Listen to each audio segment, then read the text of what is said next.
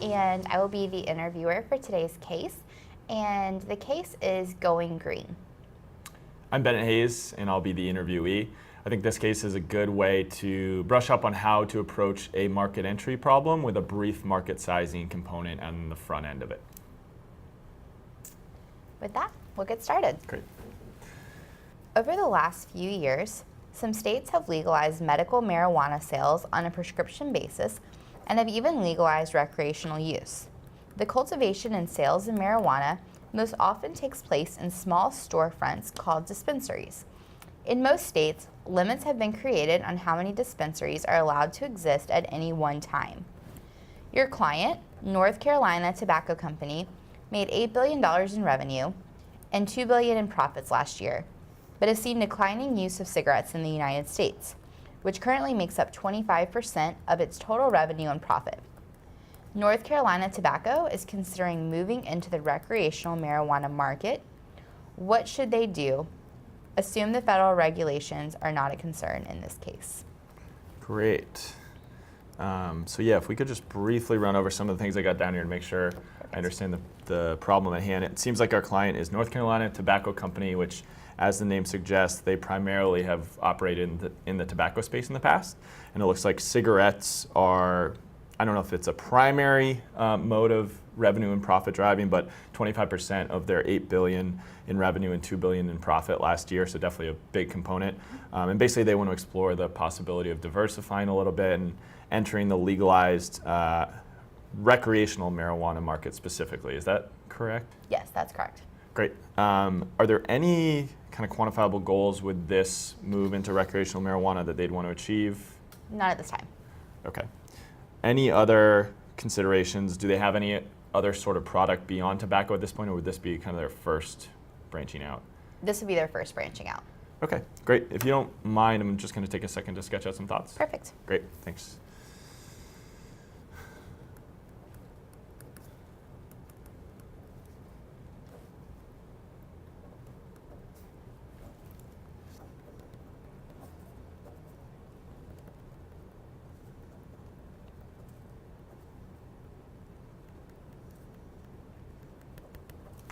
Great. So I've kind of mapped out how I'm viewing an approach to this problem might start with how we might start that. I think from a very high level, the considerations should probably begin with the market size, okay, the economics of the enterprise, so costs and revenues, and then how are we going to enter this market? It's a new geography, it's a new product. How are we going to do that most successfully? And then finally, there are a few other considerations that I want to investigate to make sure they don't play with some of these other factors. But to start with the market size, I think running through a simple market size analysis here would be really helpful. Understanding the population, understanding the amount of marijuana smoked by an average member of the population, and certainly understanding the percentage of population that smokes will also be key there. And then finally, just determining that in a dollar value, so understanding the price that we might be able to sell this for. Moving into the economics of the enterprise, this is certainly going to be a key piece of this to know whether it is financially viable. On the cost side, understanding both the variable and the fixed costs, I would hope that we'd be able to leverage our distribution network with the tobacco to lower costs here on the variable side. Fixed, we'd certainly have to understand how we'd set up in these dispensaries, and that leads right into kind of our last piece here with the entry. But briefly on the revenue side, I think it's going to directly connect with this market size analysis that we do, and then it's just going to be a simple understanding of what percentage of that market can we expect to capture. Things like competition, existing players are certainly going to factor into what we believe we can capture there. But like I said, I think entry is going to be pretty key to understanding the fixed cost side of things and maybe what the initial investment would be. And I think there's three main modes of entry we should explore. One would be just to build our own, set up shop and do it ourselves. The second and third options might be slightly less expensive. Partnering with an existing player would be the cheapest of these options, but we would obviously have to give up some share of equity in the enterprise. And then finally, just buying existing dispensaries, and maybe they don't understand the value of what's going on. Maybe we see a long-term trend that they don't, but we might be able to buy at a rate that would be cost-effective for us. And then finally, just briefly, some other considerations. I know you mentioned that federal laws would not be an issue in this case, but I do think state laws might be something to think about, depending on which states we move into. And then again, kind of connecting to considering buying, what are the macro trends in this space? Can we expect explosive growth in the recreational marijuana market? And I think there's a lot of things that go into that in terms of demographics and understanding shifts and preferences. So looking into that a little bit just to shape kind of the larger picture here. But I think certainly as a beginning point, I think a market sizing analysis would make a lot of sense just to give our client a sense of what they might be working with if they did choose to enter this market. Perfect. I think that's a great place to start. Great. So yeah, do we have any sort of information, I guess, initially, are there specific geographies that we might be looking to enter? Where would we be looking to set up shop here? Yeah, so North Carolina Tobacco is specifically interested in Washington and Colorado. Okay. And these are two states that have legalized recreational use of marijuana. Great. All right, so thinking kind of about how we might want to approach this just before I dive into any of the math, I think thinking about the total population, like I said, as a beginning point would be good. Okay. And then if we can kind of funnel that down into the percentage of the population that smokes, once we know that, understanding the amount they smoke, whether that's on an annual basis or a shorter term stint.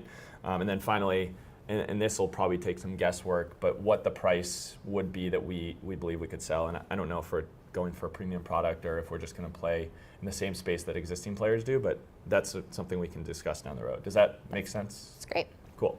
So I know the average population in a state is 6 million in the US, and I would anticipate Colorado and Washington being in that same ballpark. Do we know that information? Yes, it's a really reasonable assumption. Colorado's population is a little bit smaller at 5 million. Okay. And Washington's population is a little bit above the average at 7 million. Great. Okay. So 7 million and 5 million. All right. So then just estimating the percentage of that population that smokes, do you want me to kind of split this out by age? I can do different age segments to figure this out. We can just do a whole population assessment. In Colorado, 15% of the population smokes. Okay, great. And in Washington, it's 10%. 10%. All right. Percentage that smokes. And then the next step is just understanding of that population that does smoke, how much are they smoking on a regular basis? Do we have any information on that? Yeah, you can assume that it's 1 gram per week. 1 gram. And is that across both states? It is. Okay. So 1 gram per week. It's going to be the amount. And then finally, has our client done any sort of work to understand what the price point they could charge would be? We're thinking around $15 per gram. $15 per gram. And that again is across both states? Across both states, Great. yes. Just wanted to make sure. All right, so if we run through this math quickly just to figure out maybe a total market size. So 7 million in Washington, 10% of them smoke. So that's going to be 700,000 as the smoking population. I'm just going to keep all these numbers just in case they're useful later on. Great. And then 15% of 5 million in Colorado. So that's going to be 750,000, so slightly larger in terms of total number of people that smoke. And then the rest is constant. So it looks like we're going to have a larger market opportunity in Colorado. The 1 gram per week, is there any sort of value to, I would think that maybe an annual estimate would make sense here. Yeah, I for think market that's size? perfect. Mm-hmm. Okay. So is it okay if I call it 50 weeks in a year? Yep. I don't know Totally if they take reasonable. off the holidays, but Yeah. Okay, so we'll call it. I think they do in this industry. Okay, we'll call it 50 grams a week. So now with that 50 grams per week knowledge and using the smoking population, we'll calculate the total grams in each state. Okay. So on the Washington side, it's going to be 700,000 times 50, which is going to be 3.5 times 10, so that's going to be 35 mil. And then doing the same here on the Colorado side, 750,000 times 10 is going to be, let's see, 750 times 10. So 3.75 times 10, so that's going to be 37.5 million grams total in Colorado. So now estimating that total market size, if we take the price and multiply it by the grams, we'll find that. And so for Washington, that's going to be $15 times 35 million. 35 times 10 is 350 million, half that, 175. So the total is going to be $525 million. It's a pretty good size market on first blush. And then looking at the other side, so 37.5 mil times $15 price point So 375 mil, and that's just going to be plus half of that. So that's going to be 187.5. Just add those two, 475, 475.5. So 562.5 for a total market. So it looks like both these markets are pretty substantial. Colorado is slightly larger at 562.5 million versus the 525 million in Washington. So I'd say that might be worth a first look. But certainly I think depending on other things that we find in these two markets, either would be worth entering. Okay. So would it make sense maybe now to think about, say we want to focus on Colorado just to simplify things and think about maybe how we would want to enter this market? Yeah, I think that's great. Okay. So would it make sense for me just to kind of run through a cost-benefit analysis of some of those options I discussed earlier? That would be perfect. Thank you. Awesome. All right. So if we're thinking about entry, and again, we're thinking Colorado here, but if we're thinking about building versus partnering, and then finally buying, I think with building, there's obvious pros in terms of being able to create everything from scratch and owning every piece of what we build. So ownership, I think, is a key pro here. Additionally, I think, depending on the cost structures there, this could be a relatively affordable option, especially when comparing it to buying. If this is a market that a lot of people have identified as pretty explosive, that might be a more expensive option. So I'd say costs are moderate here. It's kind of the middle option. Okay. The one big downside to me probably lies in the speed of doing this. Building is going to take time. If this is a market that is maturing quickly and that their existing players are already thriving in, if we have to wait 2-3 years to get in, it might be too late from a brand recognition establishment standpoint. So I think time is definitely a key con there. But then moving into the partnering option, I think this is one that is the opposite of costly in terms of time. We can get in there very quickly. We could play with someone with an established brand name, and I think that could help depending on how important that is in this market. I think also if there are core holes in the operations of some of these existing dispensaries, we've done this with tobacco, our client has, so if we can bring that to this new market, and whether it's our distribution network or some of our overhead sharing, I think there's definitely some synergies to be achieved there. Okay. So I think just thinking in terms of synergies. And then the downside here, we talked about earlier, I think briefly, but we just would have to give up a lot of the authority on how we do things. It's a partnership. There's a sharing of resources and expertise, and I think obviously equity as well. So profits might be not as explosive, or we might have to give up some of the ceiling we see in moving into this new market. Okay. But that might be worth it if we can get in there quickly. So just thinking about equity sharing as a downside there. And then finally, buying as a final option. I think this could make a lot of sense depending on the price, and I don't think we've done a lot of investigation into what it would cost. So I think it would be really dependent on how much the asking price is. But again, this is an opportunity to get into the market quickly, to utilize existing resources if it takes a while to build a dispensary or to get maybe a permit or something related. This is a way for us to kind of eschew that process and just move right in. So I think if speed is really important, building just isn't an option. We want to think about partnering or buying.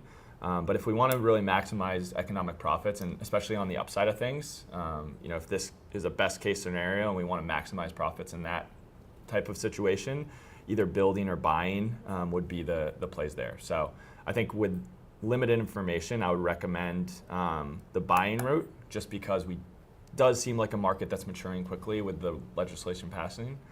So my first instinct would be to look into what prices would be for existing dispensaries. Great. I think that's a good conclusion. Also, I think with buying, one benefit is that there are limited licenses for the number of dispensaries. Okay. And so that's another advantage of buying, is that we wouldn't necessarily be concerned with having to get our own license for a new dispensary with building. Great. So I guess if it seems like the client is interested in that route, how many dispensaries are available, or licenses for these dispensaries are available in either state? Sure. So the total number of dispensaries in Colorado that are available for sale right now is 10. Okay. And in Washington, there are 30 available for sale. Okay. Cool. And do we have any sense of sale price? I mentioned how that will be a critical piece of whether this is a profitable enterprise. Yeah, so the estimated purchase price for a Colorado dispensary is $4 million, Okay. and the estimated purchase price of a Washington dispensary is $1.5 million. 1.5 million. Okay. And just as a kind of high-level point, the total number of dispensaries in Colorado is 100, and in Washington it's 200. Okay. So total number, there's 100 in Colorado, 200 in Washington. Okay, great. So that gives us an idea of maybe the initial investment up front. Would we be thinking about buying all of these at once, or is there any sort of middle ground, like buying a few in one, buying a few in another state? So the client would like to buy all of them in one state. Okay, that's good to know. So yeah, I mean, just initially looking at this, the upfront investment is going to be about the same. It's going to be $40 million in Colorado and $45 million in Washington. It'd be helpful, I think, to dig into future cash flows and what we might be able to expect from the cost and revenue side. Okay. Do we have any information on that? We do. Okay. I'll give you this exhibit here. Great. Thank you. All right, so it looks like this is a description of the cost structures that we can expect for these dispensaries. And it looks like for an individual dispensary, we have cost of goods sold, overhead, salary in both states, and they do differ across states. Can I assume that these are all costs that go into the enterprise? Yes. Okay, awesome. So I think before I dig into the numbers, would it make sense for me to do some sort of NPV analysis on this? That's okay. You don't need to do an NPV. Okay, so we'll just do an annual estimate of future cash flows. Is it okay if I write on the sheet? Yes. Great. So if we add up these costs, and I'll do that first, and then I'll circle back to the revenue side of things. Okay. So costs in Colorado for a given dispensary, it's going to be that $21.75 plus 1.1 mil. So that's going to be $3.275 million, and then it's going to be 3.3, so $3.8 million total here in Colorado. And then looking across to Washington, it's going to be cheaper to run one of these. So the total cost on the Washington side, if you add these three up, is going to be 1.875 mil. So about half what it is here in Colorado. And we'll check into the revenue side of things to see if that lower cost opportunity makes sense to move forward with. So I guess is it okay if I use that total market estimate that I came up with before to estimate the per dispensary revenue? Yeah, that's Okay. reasonable. So it looks like in Washington, I'll start with Colorado. So in Colorado, we have $562.5 million in total market. I'm just going to write that again. Okay. 562.5 mil. That's total market opportunity. And then for Colorado, it was 525. So yeah, and then if we look at the total number of dispensaries in both states, in Colorado, it's 100. So I would assume that we could just divide that 562.5 by 100, which would give us $5.625 million annually in revenue. And then on the Colorado side, with 200, it would appear that, so if we divide it by 100, it would become 5.25. So it would then be 2.625 divided in half. So the revenue opportunity is lower in Washington. I think we expected that, just given the fact that there were a lot more dispensaries. But now let's just add up the total profitability of each of these. So if costs are 3.8 and revenues are 5.625 million in Colorado, the total profit is going to be 1.825 million per dispensary. And then on the Washington side, 2.625 million minus 1.875 million. It looks like profit will be, let's see, it's going to be 750,000 per dispensary.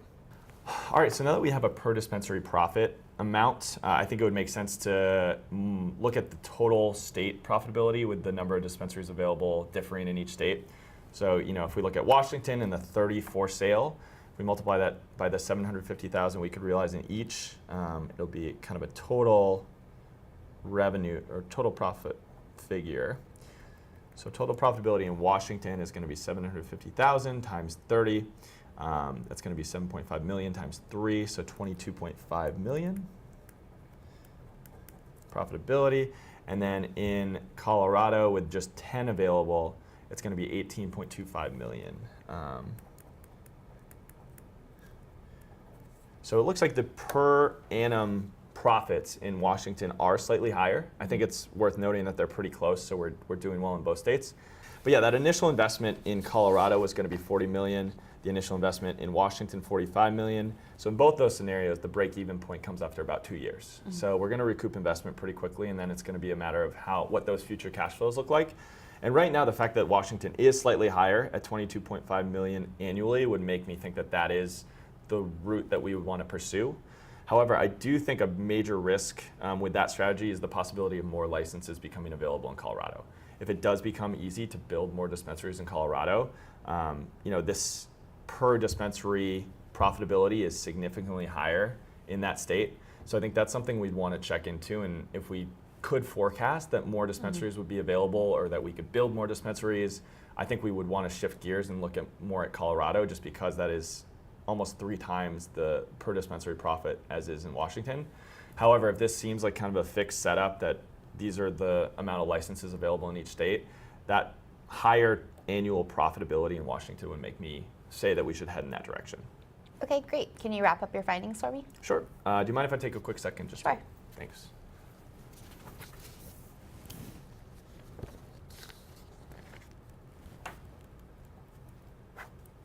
All right, so after running through some of the numbers here, I think it does make sense to move forward in Washington before Colorado. The fact that there's higher annual profits of 22.5 million versus 18.25 million in Colorado makes me think that is the choice, even though there's slightly larger upfront investment costs of 45 million versus 40 million. That will, either way, will break even in 2 years, and then we'll be making more money in Washington. I think some risks associated with this decision, we talked about how Colorado has limited numbers of dispensaries. Right now there's only 100 total licenses. If that shifts, the fact that there is substantially more profitability associated with a given dispensary in Colorado, that should be considered as we move forward. Additionally, I think we need to consider a distribution network. I'm not sure if we might be able to do more in Colorado because we have existing plants there or a network of suppliers, but understanding what the supply chain looks like in each state with our existing resources is also going to be important. Okay. So looking forward, I think the client should think about a couple of things. First, understanding what the trends are and whether there could be more dispensaries available in Colorado in the near future is going to be a primary step. Definitely double checking a lot of the numbers we did in terms of the market size is also going to be important. And then finally, just understanding sale prices and negotiating those sales with the existing dispensaries is going to loom as a very natural next step. Great. Thank you. Thanks. So yeah, I think as with any case, when the prompt came out, I just tried to scramble to get as much information down as possible. I think I was able to get most of it down. My one question was whether we were focused exclusively on the recreational marijuana market and not the overall marijuana market, which would have included the legalized medical marijuana. So I think clarifying that was important, and then a natural question to ask is whether there are any other quantifiable goals. Morgan told me there weren't, so I felt satisfied and willing to move into the framework. And I think Bennet did a really good job of recapping and making it very conversational and kind of adding in next level business insights as he was giving that recap. So it didn't sound as formulaic and as if he was just reading back a prompt to me. Yeah, so then moving into the framework here, I think anytime you're entering a new market, understanding the market size is going to be a really important first step. So I put down market size, and I went into a decent amount of depth on how I would go about doing that. Sometimes that's not necessary. You can walk that through in the next steps. But I wanted to make sure I spelled out what pieces of information we would need to do that analysis. The other 3 pieces of my framework, the economics, entry, and other, I think all followed in kind of a natural flow. The economics is going to be important, obviously, because we want to be a profitable business. So understanding costs and revenues is going to be important in this case and almost any case you do. Finally, this is the one piece of this framework that I think you might not see in a lot of cases that's important to be thinking about, and that's mode of entry. So again, if you're entering a new market, understanding how you're going to exist in this new market is crucial. And I think 3 very classic options whenever you're doing this are building, partnering, or buying. So I wanted to make sure I thought through those, as well as some other considerations from a high level. Definitely with the marijuana market, there's going to be some legislative issues, so I wanted to make sure I did throw that in somewhere. And Bennet did a really great job of walking through it and staying very structured. So moving very systematically from one piece of the framework to a next, which is really important to stay MECE and to keep the interviewer following along with where you are in your thought process versus kind of jumping from idea to idea. So from there, we dove into the market sizing analysis, and I asked Morgan before doing it if that made sense. I think it's important. Not every market sizing case will ask you to actually run through the exercise. This case did. So I think I spelled out a lot of what I needed in the framework, which made the actual process of doing the market sizing easy. But I tried to make it very clear on my page how I moved through the analysis. And I think I probably could have done a better job of showing Morgan my page and each step. But it flowed naturally. It was basically what we walked through in the framework. And I think, again, before you actually dive into the numerical analysis, I wanted to tell Morgan exactly how I was thinking about it, step by step, to make sure that it made sense to her and it made sense as a way forward. And then once we'd established that protocol, that's where I felt like I could actually do the math and get to that final total market number for this new market.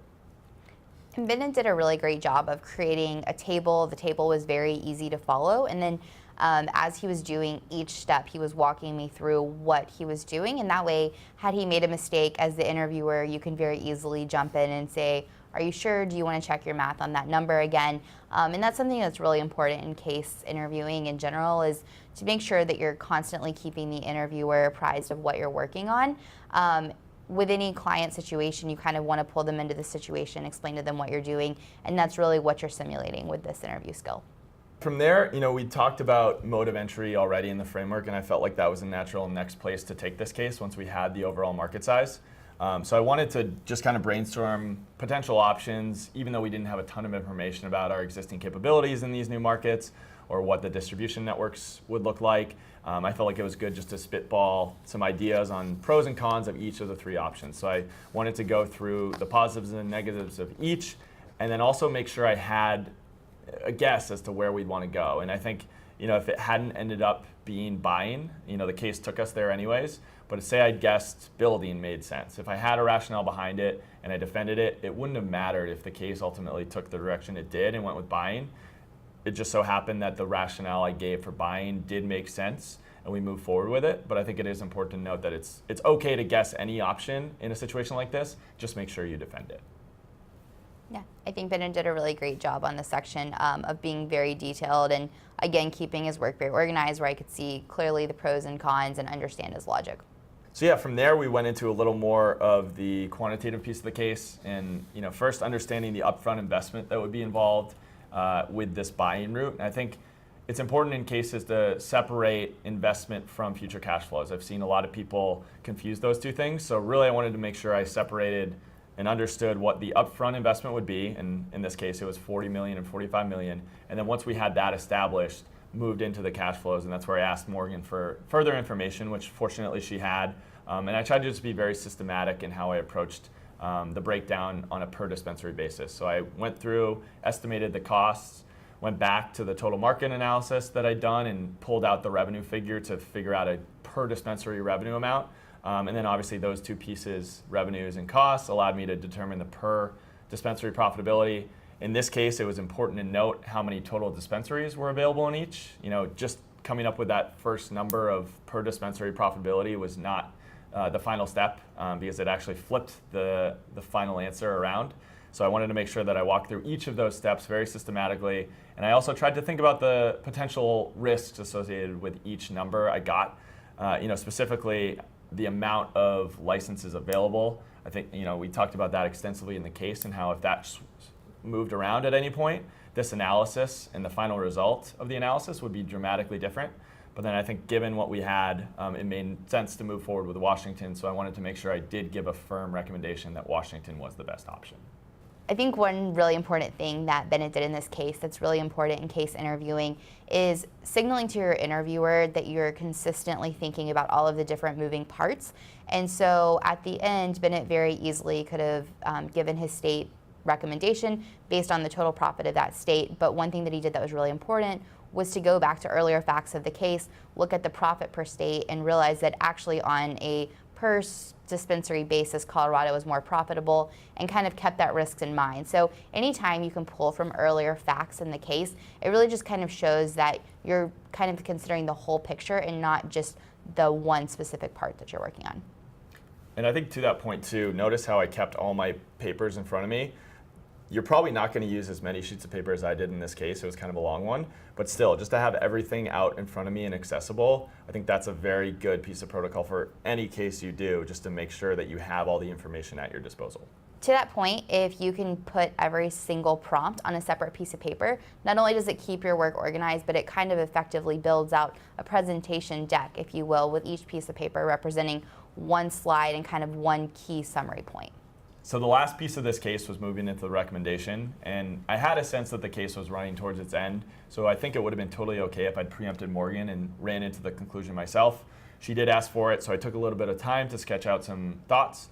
I started with the recommendation, Washington, very simply, and then I wanted to give a couple key numbers to support it, just from a very high level to make sense of that recommendation. From there, moving into risks and next steps, giving 2 of each, wanting to spend about 15 to 20 seconds total on each of those sections so that the total recommendation came to around 45 seconds a minute. You don't want to run too much past that. And with that, Bennet did take some time to write down his thoughts, completely okay. If you do write down your thoughts before you kind of give the final wrap up, make sure that that kind of quiet time is much quicker than the one at the beginning of the case. With this, you really just want to spend 15 seconds kind of jotting down your thoughts, which Bennet did a really good job of. So just make sure that you're being concise and really just kind of hitting on key bullets of things that you want to summarize. Hope this was helpful. I think it's a good example of both a market sizing and a market entry case. Best of luck with recruiting. Have fun case prepping. Good luck.